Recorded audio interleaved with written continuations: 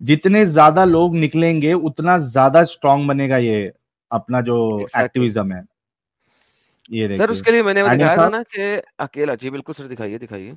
ये देखिए, ये इसको, इस न्यूज को कई सारे लोगों ने कवर किया है। आया स्क्रीन पे? जी जी, आ गया। आ गया आ गया। ओके, ये इंडियन एक्सप्रेस का है, कई सारे लोगों ने इसको कवर किया है। जय हिंद, सलाम, नमस्ते मेरे दोस्तों। मैं तोहफा एक्स मुस्लिम। आज की ये जो डिबेट है काफी यूनिक होने वाली है। और जो एक्स मुस्लिम हैं और जो लोग एक्स मुस्लिमों को सपोर्ट और प्यार करते हैं, उन लोगों के लिए एक बड़ी खुशखबरी है। लेकिन शर्त यह है कि गुड न्यूज वाली डिस्कशन को देखने के लिए वीडियो को एंड तक जरूर देखें। तो आइए समय को जाया किए बिना देखते हैं आपको हैप्पी करने वाली डिबेट। फैजान साहब। हेलो साहिल भाई। जी, मोमिन है नॉन मोमिन है? मोमिन है। ओके, कट्टर है? नॉर्मल। नॉर्मल, नमाजें पढ़ते हैं? जी। ओके, दरूद शरीफ सुना दे, दरूद इब्राहिमी। जी, अल्लाहुम्मा सल्ली अला मुहम्मद व अला आलि मुहम्मदिन कमा सल्लैता अला इब्राहीम व अला आलि इब्राहीम इन्नका हमीदुम मजीद। अल्लाहुम्मा बारिक अला मुहम्मद व अला आलि मुहम्मदिन कमा बारकता अला इब्राहीम व अला आलि इब्राहीम इन्नका हमीदुम मजीद। ओके सर, ये आपके रसूलुल्लाह के सर में जू मुबारक थी, सर मुबारक में, ये आपको पता था पहले? जी नहीं पता था। ओके, अब पता चला है, क्या क्या कहना है इस बारे में आपको? पता नहीं, वो अपना बाल नहीं धोते थे। एक्स मुस्लिम तो नहीं हो गया भाई तू? Good question. एक्स मुस्लिम हो गया? मैक्सिमम हद तक। अच्छा, मैक्सिमम क्यों, क्या बचा है? अरे भाई भाई, हम्म। क्या बचा है भाई? अब सवाल का जवाब ढूंढेंगे, मिलेगा तो मिला, नहीं तो। कोई, वो जो लास्ट जो बचा है वो सवाल कर ले, ताकि ऐसा बीच में लटक के मतलब नहीं है, या तो इधर या तो उधर। दो नाव में दो दो कश्तियों में सवार नहीं होना है, खास करके इस्लाम के साथ, नहीं तो तुम्हारा जी। चीर हरण बीच में से हो जाएगा। हाँ, वेल मछली आएगी बीच से। जी सर, मैं पहले आपसे एक बात बस जानना चाहूंगा, उसके बाद मैं बताऊंगा अपना कि हम्म। आप जितने एक्स मुस्लिम हैं, आप लोगों ने कुरान हदीसों को स्टडी किया, तब आपने रियलिटी जानी क्या है एक्चुअली। तो हम्म। आपके अलावा भी मौलाना लोग भी तो पढ़ता होगा मीनिंग के साथ, हम्म। तो वो लोग कभी ये नहीं सोचा मतलब? अच्छा, इसका दो जवाब है। एक जवाब तो ये है कि कई सारे मौलाना ऐसे हैं, बल्कि कुछ मेरे कॉन्टैक्ट्स में भी है, यानी उन्होंने मदरसे में पढ़ाई की और बाकायदा सीखा उन्होंने, और वो इस्लाम छोड़ चुके हैं, लेकिन दुनिया को दिखाने के लिए वो आज भी मौलाना है, मस्जिद के इमाम है, और सोसाइटी में एज अ, यानी गुड मुस्लिम की तरह वो रह रहे हैं। एक चीज ये, यानी कई सारे जी। मौलानाओं को ऑलरेडी ये चीजों का पता है, लेकिन उनकी मजबूरियां होती है, या फिर ये होता है कि यार अगर मैं डिक्लेयर कर दूंगा तो मेरे पास क्या आप बचा, मैं परेशानी क्यों लूं अपने ऊपर, या मैं इसके आगे क्या करूंगा, मेरे पास कोई हुनर नहीं है, मैंने अपनी जिंदगी मदरसे में लगा दी, कुछ सीखा नहीं, और यहां से मुझे अच्छे खासे पैसे बन रहे हैं, अगर उसके अंदर चालाकी है तो वो अच्छे खासे पैसे बना रहा है, तो वो उस चक्कर में वो मुनाफिक वाली जिंदगी गुजार रहा है। एक पॉसिबिलिटी ये है। दूसरी पॉसिबिलिटी ये है कि आप चाहे मौलाना हो या आप एक आम इंसान हो, कई बार एक गलत चीज को गलत समझने के लिए आपको एक पर्सपेक्टिव की जरूरत होती है। वो पर्सपेक्टिव जब तक आपको दिखाया नहीं जाता है, गलत चीजें भी आपको सही लगती है, जो कि हमारे साथ भी यही मामला था जब हम मुसलमान थे।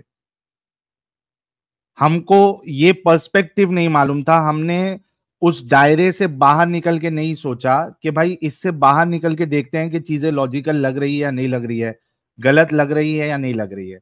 हम उसी के अंदर से उस चीज को देखते हैं, तो हम इस कॉन्फिडेंस में रहते हैं कि भाई नहीं नहीं ये सही है।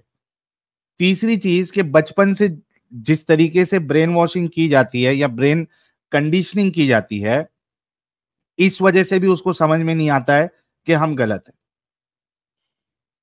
तो ये कुछ वजह है जिसकी वजह से आप मौलाना होते हुए भी या इस्लाम को अच्छे से पढ़ के भी आप उससे बाहर नहीं निकलते हो। एडम साहब को अगर कुछ ऐड करना है इसमें तो ही कैन ऐड। मेरी समझ से जितना था मैंने मेरे एक्सपीरियंस से बता दिया, ये ऑब्जर्वेशन से। नहीं सर, आपने काफ़ी सही बता दिया। लाइक ऑब्वियसली मैं इसमें क्या ऐड करूँ, लेकिन तीसरी बात सिंपल यही है कि अ, अगर मौलाना के पास बहुत एक्सपीरियंस है, बहुत नॉलेज है, बहुत डेटा है, तो मुझे ये बताइए कि मौलानाज़ हमारे पास आने से डरते क्यों हैं? सिंपल। लाइक इमेजिन करो, हम 3 साल हो गए यहाँ पे इंडिया पाकिस्तान में बोलते हुए, उससे 2 साल पहले से मैं इंग्लिश चैनल पे काम कर रहा हूँ। ये मौलानाज़ डरते क्यों हैं आने से? अगर इनका नॉलेज, इनकी कैपेबिलिटी, इनका डेटा इतना ही स्ट्रॉन्ग है, और ये सर सिर्फ बेवकूफ़ बनाते हैं उन जाहिलों को जिनके पास इल्म नहीं है, आप जैसे लोगों को। वरना अगर इतना ही नॉलेज है, आ जाए, क्या मसला है? पीठ पीछे मैंने तो तो ये बोलता है कि गलत गलत तर्जुमा करता है सर एक्स मुस्लिम ये पीठ सब। पीछे बोलते हैं ना, पीठ पीछे बोलता है ना, पीठ पीछे तो मैं बोल सकता हूँ। पीठ पीछे मैं आप चले जाओ यहाँ से, मैं कहूँ कि यार ये जो बंदा था, इसकी माँ जो थी ना, वो 10 बंदों के साथ करी थी, फिर ये आया था। अब आप तो सामने हो नहीं डिफेंड करने के लिए अच्छा, अपनी माँ को। तो जब आप हो नहीं मेरे सामने अपनी माँ को डिफेंड करने के लिए, तो मैं कुछ भी बोल लूँ ना, क्योंकि आप तो हो नहीं। मैं अपनी मर्ज़ी से ही जो मर्ज़ी कुछ दिखा दूँ, तो लाइक पीठ पीछे तो कोई भी कुछ भी कह सकता है ना सर। और इसमें एक पॉइंट और भी ऐड करना है एडम साहब, कि वो जो कह रहे हैं कि ये गलत तर्जुमा करते हैं, मुझे बताओ कि हमने तर्जुमा किया कब है? हमने यहाँ पे 99% ऑफ द टाइम हम तो वही तर्जुमा बता रहे जो आपके उलमा ने लिखा है, आपकी इस्लामिक वेबसाइट पे वो तर्जुमे मौजूद है। तो ये बहाना बनाना कि ये तर्जुमा गलत बताते हैं, हदीस गलत बताते हैं, इससे बड़ा झूठ क्या हो सकता है? जी, वो बोलते हैं गलत बताते हैं, लेकिन ये भी तो बताए क्या गलत है, वही तो समझ में नहीं आता है मुझे। एग्जैक्टली तो तो उनको आपके ले आए सवाल ना। का जवाब दे दिया। अब आप बताएं कि वो लास्ट स्टेज क्या है, क्या फंसा हुआ है, उसको भी हम निकालते हैं और आपको इंसानियत की ओर लेके आते हैं। भाई मैं मुस्लिम ही फैमिली में पैदा हुआ हूँ भाई, मैं कैसे अलग हो नहीं, ये जाऊँ? तो कोई ये चीज सब नहीं भी है ना, सर मैं मुस्लिम आपको एक फैमिली बात में बताऊँ, तो हम भी। इसके लिए एक बड़ी ज़बरदस्त कहावत है हमारे इंडिया पाकिस्तान में। सॉरी साहिल भाई, आपकी आवाज़ कट रही है। कुएँ का नहीं नहीं, मेंढक, आप बोलिए। कुएँ का मेंढक। आपने कुएँ के मेंढक की कहानी सुनी हुई है? वो कुएँ का कौन सी मेंढक भी यही कहता है, मैं इसी कुएँ में पैदा हूँ, मैंने इसी कुएँ में मरना है। वो इस कुएँ से बाहर नहीं निकलना चाहता। सो अगर आपकी ये इच्छा है कि आप इस कुएँ में पैदा हुए हैं और इस कुएँ से आपने बाहर नहीं निकलना, तो आपकी इच्छा है, परफेक्ट। इट मीन्स कि आप दुनिया को जानना ही नहीं चाहते, दुनिया को सीखना नहीं चाहते, समझना नहीं चाहते। आपके लिए आसमान उतना ही है जितने कुएँ की ओपनिंग है। सो अगर आप उस कुएँ के अंदर आना चाहते हैं और आप समझते हैं कि पूरी दुनिया इतनी ही है, यानी कि 4 फुट का गोल दायरे के अंदर पूरी दुनिया है, और आसमान भी जो है वो नीचे से कुएँ के अंदर से बैठ के इतना नज़र आ रहा है, बस इतना ही है। तो अगर आप उसी दुनिया के महवर में घूमने जाते हैं, तो आपकी मर्ज़ी है। लेकिन अगर आप उस कुएँ से बाहर निकल के देखने जाते हैं, तो आपको थोड़ी-सी छलांग मारनी पड़ेगी कि हाँ, मैं इस कुएँ में पैदा ज़रूर हुआ, लेकिन मैं देखूँ तो सही कि कुएँ के बाहर क्या है। चाहिए? तो पहली बात मैं ये कहूँगा सबसे ज़्यादा कि इस्लाम परफेक्ट रिलीजन है, लेकिन परफेक्ट किसका रिलीजन के रिलीजन है? नाम पे परफेक्ट रिलीजन। याद हाँ चलिए नहीं, ऐसा वो करें। लेकिन स्टेटमेंट कंप्लीट कर रहा है, स्टेटमेंट उसने आधा इस बोला है एडम साहब। हाँ, तो जी परफेक्ट मैं रिलीजन बोला के हूँ। नाम पे। हाँ, तो लेकिन परफेक्ट का मतलब होता है एकदम परफेक्ट 100%, लेकिन ये 50% भी नहीं है। इतनी हिस्टोरिकल मिस्टेक, साइंटिफिक मिस्टेक, इतना मतलब ये सब है भाई, एंड इंसानियत के खिलाफ है। ओके भाई, फिर इसमें क्यों हो? हम्म? तो यार फिर सवाल तो तुम कर नहीं रहे, फिर तो तुम ये बता रहे हो कि तुम इसमें क्यों नहीं रहना चाहते। तुम ये बता रहे हो मुझे। तो फिर मेरा क्वेश्चन ये है कि फिर क्यों हो? इतना आसान नहीं होता है ना भाई। उफ, देखो दो, यार भाई इसमें भी दो चीज है। एक तो ये आप जो बोल रहे हो उसमें दो मतलब हो सकते हैं। एक ये है कि मैं एक्स मुस्लिम हो के लोगों को नहीं बता सकता, अपने और घर वालों को नहीं बता सकता। अगर ये आप बोलोगे तो हम इस पे कुछ अपनी टिप्पणी जो बाकी लोगों को दिए हैं वो हम देख सकते। एक ये है कि भाई सारी चीज गलती है लेकिन फिर भी मैं इसको गलत नहीं बोलूंगा या नहीं निकलूंगा। ये दो में से आपका कौन सा पॉइंट है? नहीं, मैंने अपने कुछ खास दोस्तों को बताया है, ओए, गलती पहले कर लेकिन दी इतना किसी को नहीं बताया। यार। देखो, ये गलती है आपकी, खास दोस्तों के किसी को भी बताना अभी इस वक्त। खुद तो निकलो पहले। पहले खुद निकलो। आपको पता है कि आप यहाँ रहिए, ये चीज मेरे को डिस्कस भी करना था, मैं अभी प्रेजेंट करता हूँ। आपको पता है कि ये जो हमारा मूवमेंट है, एक्टिविज्म है, ये इतनी तेजी से अभी फैल रहा है, इतना तेजी से लोगों को पता चल रहा है कि जो ये यूपीएससी होता है ना यार, ये इसके जो कोचिंग वाले हैं, ये लोग भी हमारे टॉपिक्स कवर कर रहे हैं अभी अपनी वीडियोस में। आज मुझे किसी ने ईमेल भेजा था, एक चैनल है कुछ, उसमें कितना 5 लाख के ऊपर कुछ सब्सक्राइबर है। उन्होंने एक कवर किया है कि ये एक्स मुस्लिम मूवमेंट जो है वो एज अ करंट जो अफेयर्स होता है उसमें आप देखिए कि भाई ये एक्स मुस्लिम मूवमेंट जो है वो जोर पकड़ रहा है, लोग निकल रहे हैं। 50 लाख है ना? ओके, मैं अभी देख लेता हूँ जिन्होंने मुझे भेजा था। 52.7 लाख है मेरे ख्याल से उन लोग के सब्सक्राइबर। हाँ, 52 लाख है। अरविंद अरोड़ा। एक मुझे पता नहीं, मैं चैनल का नाम बता देता हूँ ताकि किसी को देखना है तो जाके चेक भी कर सकता है। किसने मुझे भेजा था यार? एक तो अरविंद इतने अरोड़ा का सारे होगा। मैसेजेस ना, यूपीएससी। चलिए, दैट्स नॉट वेरी ठीक है, हाँ, आपकी है एक वो। चीज तो ये है एडम साहब, और दूसरी चीज देखिए कि केरला की एक एक्स मुस्लिम है, उन्होंने सुप्रीम कोर्ट में अर्जी डाली है। ये देखिए, ये इस पे हम दोनों ये कर लेते हैं, टिप्पणी दे देते हैं, और ये भाई को भी पता चलेगा कि जितने ज्यादा लोग निकलेंगे उतना ज्यादा स्ट्रांग बनेगा ये अपना जो एग्जैक्टली। एक्टिविज्म है। ये सर, देखिए उसके लिए मैंने वो एडम दिखाया था साहब, ना कि अकेला। जी बिल्कुल सर, दिखाइए दिखाइए। ये देखिए, ये इसको, इस न्यूज को कई सारे लोगों ने कवर किया है। कौन रिमूव कर रहा है? ओके, आया स्क्रीन पे? जी जी, आ गया। आ गया। ओके, ये इंडियन एक्सप्रेस का है, कई सारे लोगों ने इसको कवर किया है, ट्विटर ट्विटर पे भी यही चल रहा है। Will Muslim personal law apply on ex Muslims, supreme court to centre Kerala.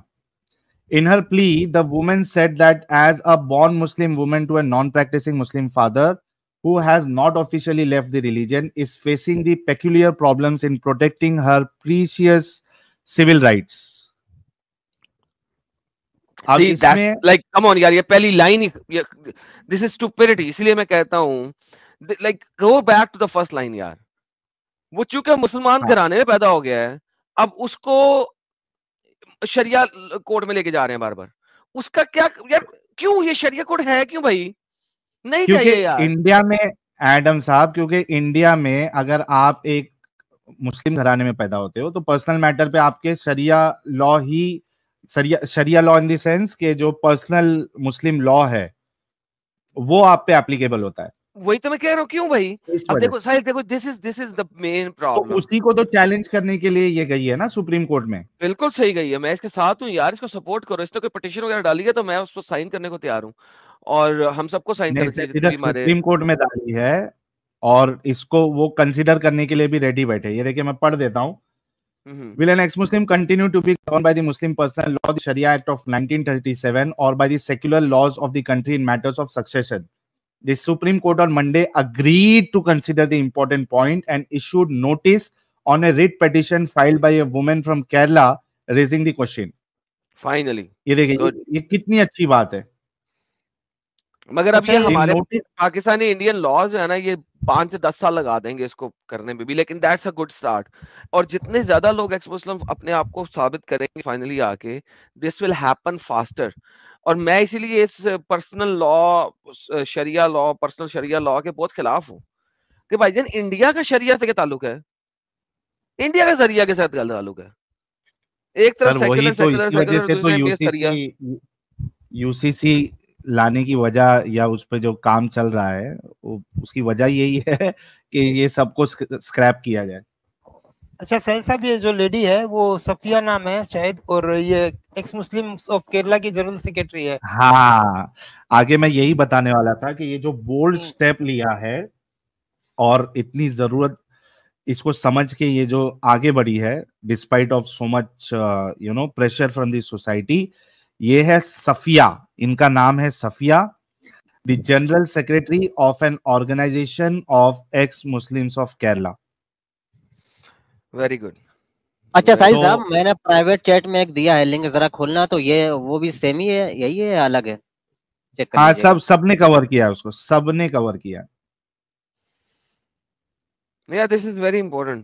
This is very important. हमें इन सब का साथ देना चाहिए, और कभी भी पिटीशन या कोई भी ऐसी चीज हो साहिल, तो सपोर्ट करें फ्रॉम एवरी पॉसिबल एंगल, आप जब भी नहीं कर सके, because this is very important for the local law in India, very very important.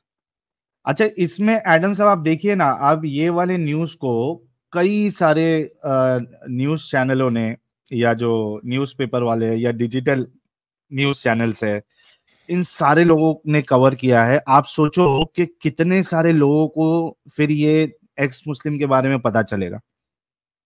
और इसमें ये लास्ट वाली लाइन पकड़ सैल साहब, CGI Chandrachud consider the matter serious and give special order to provide her more information on the issue.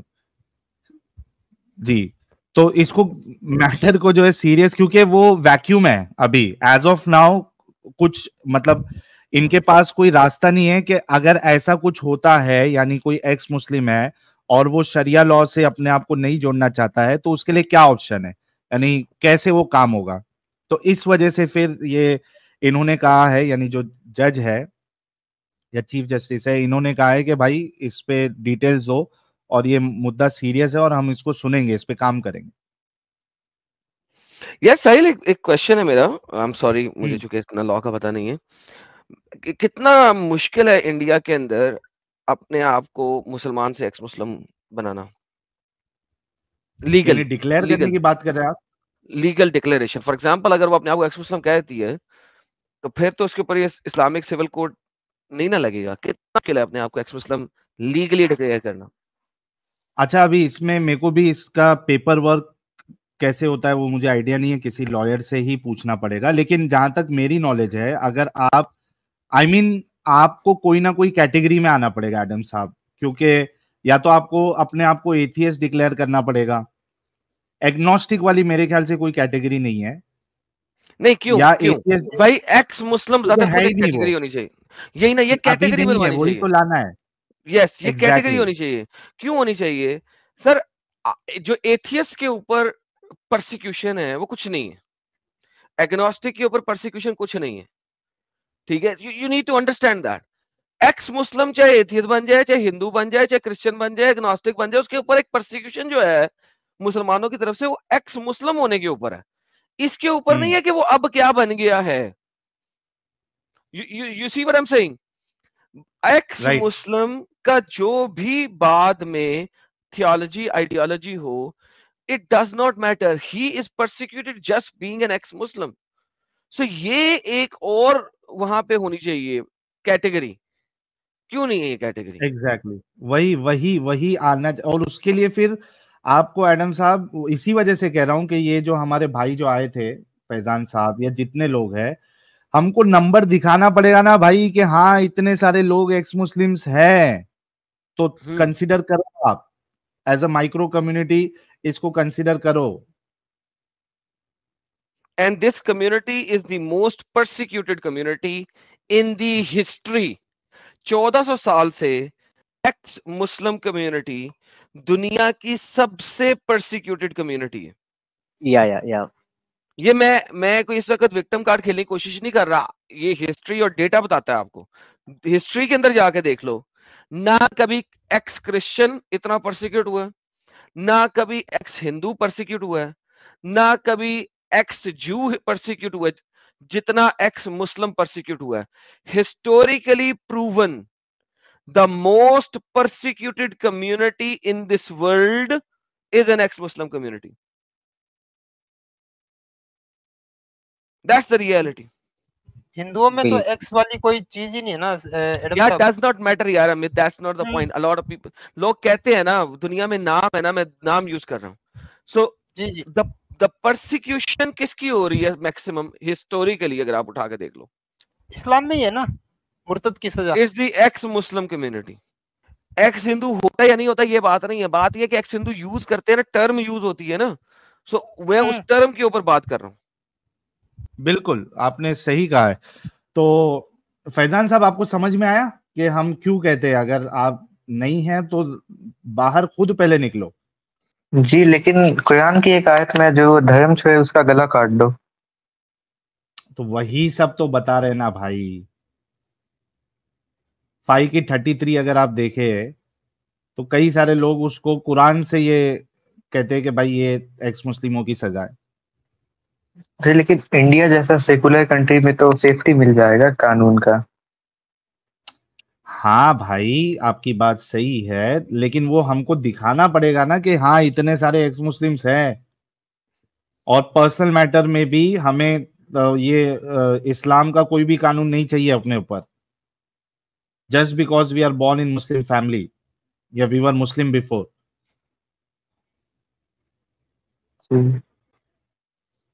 समझ रहे आप? जी जी, है ना? तो इस पे गौर करिएगा। एंड हमको तो जितना अभी आपसे बात करके समझ में आया है, आप ऑलरेडी इस्लाम से बाहर हो, तो उसको डिक्लेयर भी, यानी एटलीस्ट आप यहाँ पे तो डिक्लेयर कर सकते हैं, ताकि जो मुल्ला मौलवी मोमिन हजरात देखते हैं उनको तो पता तो चले, हाँ भाई यहाँ देखो कि कई सारे लोग आके इस्लाम छोड़ रहे हैं। जी जी, ठीक है प्यारे भाई? हाँ जी। चलिए, थैंक यू सो मच। दोस्तों, मुझे पूरी आशा है आज की गुड न्यूज जानकर मुझ जैसी आपको भी खुशी हुई होगी। और हमारे लिए सबसे बड़ी खुशी की बात यह है कि हमारे चीफ जस्टिस ने माना है कि ये मुद्दा काफी गंभीर है। हम एक्स मुस्लिमों का चेहरा छुपाकर जीना, क्या ये एक गंभीर मुद्दा नहीं है? और अगर आपको एक्स मुस्लिमों का मुद्दा गंभीर लगता है तो कमेंट में लिखिएगा जरूर। और एक्स मुस्लिम एक्टिविज्म के लिए हमारा समर्पण आकर्षक है, तो ज्वाइन बटन दबाकर हमारे चैनल का मेंबरशिप ले लीजिए, हमें और ज्यादा सपोर्ट मिलेगा। और चैनल को सब्सक्राइब किए बिना ना छोड़े, साथ में वीडियो को लाइक शेयर और कमेंट भी किया करें, ताकि आपके लिए अच्छी अच्छी डिबेट हमेशा लाता रहूं। तो फ्रेंड्स, आज की डिबेट को यहीं पर एंड करते हैं। फिर से हाजिर होऊंगा आपके बीच एक और नई डिबेट लेकर। अपना और अपनों का ढेर सारा ख्याल रखिए। इंसानियत जिंदाबाद, वंदे मातरम।